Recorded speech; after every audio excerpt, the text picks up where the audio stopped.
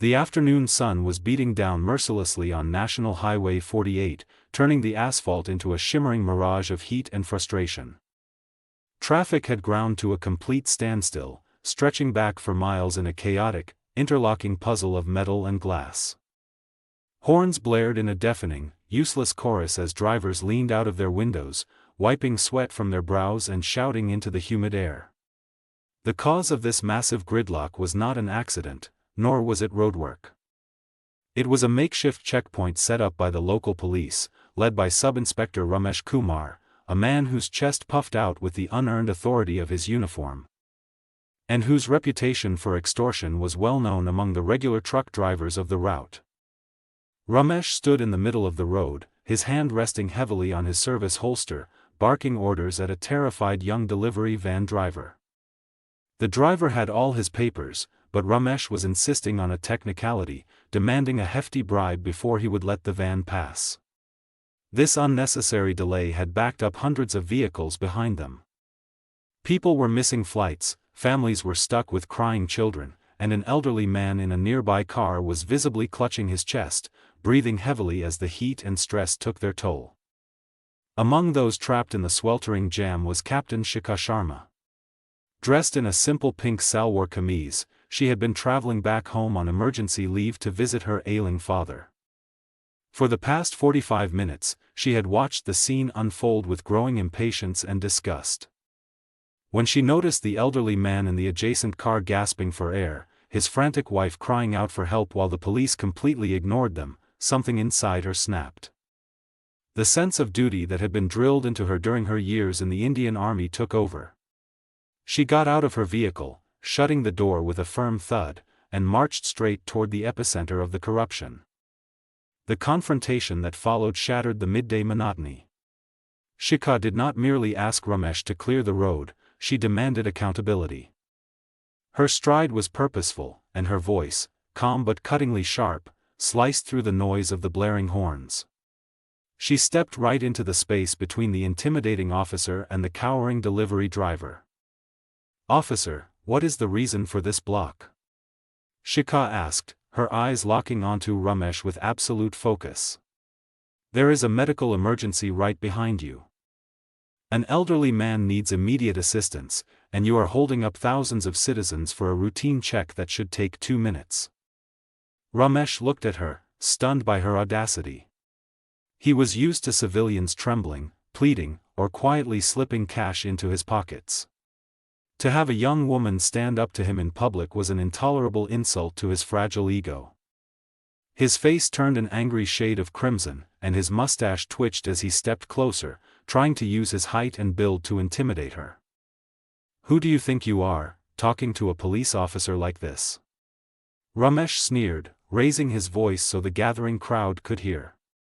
"Go back to your car, girl. This is official police business. If you interfere, I will have you locked up for obstructing justice." Instead of flinching, Shikha stood her ground, her posture rigid and unyielding. The sheer confidence radiating from her seemed to catch the other officers off guard. One of Ramesh's subordinates, standing just behind him, looked on with a mixture of surprise and growing anxiety, realizing that this was no ordinary civilian. "Obstruction of justice?" Shikha countered, her voice rising so that the surrounding drivers, who had begun stepping out of their cars to watch, could hear every word. "You are the one obstructing justice. You are abusing the power given to you by that uniform.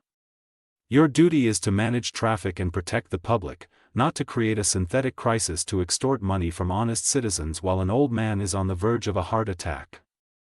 Ramesh's anger turned into desperation. He reached for his baton, gesturing aggressively. "Shut up. Not another word. I don't care who you are. In this jurisdiction, my word is the law.